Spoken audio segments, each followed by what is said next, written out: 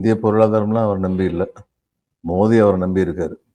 முதல்ல இப்போ பிரதம மந்திரி பதவிக்கு வந்து இவர் கண்டெஸ்ட் பண்ணும்போது, மோடி கண்டெஸ்ட் பண்ணும்போது, அதான் அதுக்காக பிரதம மந்திரிங்கிறது தெளிவாயிருச்சு. ஆர்எஸ்எஸும் பிஜேபி இவரை தான் சப்போர்ட் பண்றாங்கன்னு. பிரைம் மினிஸ்டரியல் கேண்டிடேட் லோக்சபாவில் நிற்கிறாரு. ஆனால் இவர் தான் பிஜேபியுடைய பிரைம் மினிஸ்டர் கேண்டிடேட் அப்படின்னு வச்சு தான் பண்ணி கண்டெஸ்ட் ஆரம்பிச்சாங்க. அந்த நேரத்தில் இவர் வந்து இந்த ஊர்லேருந்து அந்த ஊர் சொல்லி மாறி மாறி தேர்தல் பிரச்சாரத்துக்கு போறதுக்கு பயன்படுத்தப்பட்டது அதானியுடைய சொந்த விமானம் தான். இது எல்லாருக்குமே தெரியுமே. இதை சொன்னா உங்க மேலே என் மேலே கேஸ் போட முடியுமா? உண்மையில அந்த இடத்துல பயன்படுத்தினாங்க. அப்ப இதெல்லாம் பயன்படுத்தினதுக்கு வந்து அவர் வந்து இவ்வளவு கொடுத்திருக்கிறாருன்னா, அதுக்கு பதிலுக்கு வந்து பிரதிபலன் எதிர்பாராம கொடுத்திருப்பாரு. அதுவும் மோடியுடைய பாலிடிக்ஸே அடிப்படையில் வந்து என்னன்னா, ஓட்டு தொடர்ந்து நமக்கு வந்துகிட்டே இருக்கணும். அதுக்கான வழிமுறை என்ன? ஹிந்துத்துவா. அந்த ஹிந்துத்துவாவை ரொம்ப சக்சஸ்ஃபுல்லா குஜராத்ல அமல் பண்ணார்.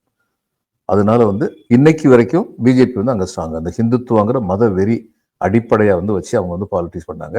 அது அங்க பலன் கொடுத்தது. அப்ப Gujarat is safe for them. ரொம்ப சேஃப். ஏன்னா இப்படித்தான் ஓட்டு வரும்.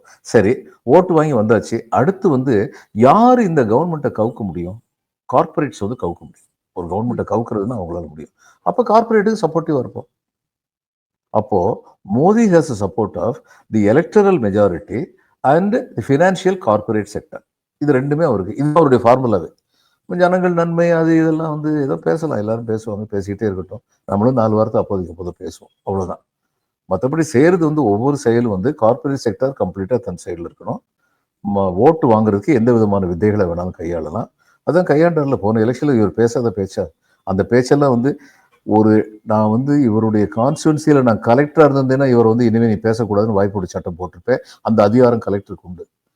அப்போ ஒரு கலெக்டருக்கு உள்ள அதிகாரம் வந்து எலெக்ஷன் கமிஷனுக்கு கிடையாதா?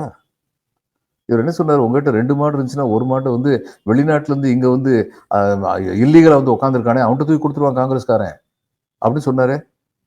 இதுல வந்து பூரி ஜெகநாத் கோயில் ட்ரெஷரியுடைய சாவி வந்து இங்க தமிழ்நாட்டுக்கு வந்து தமிழ்நாட்டுக்காரன் திருடிட்டு போறாங்கிற அர்த்தத்துல பேசினாங்களே, அவர் மேல என்ன நடவடிக்கை எடுத்தாங்க?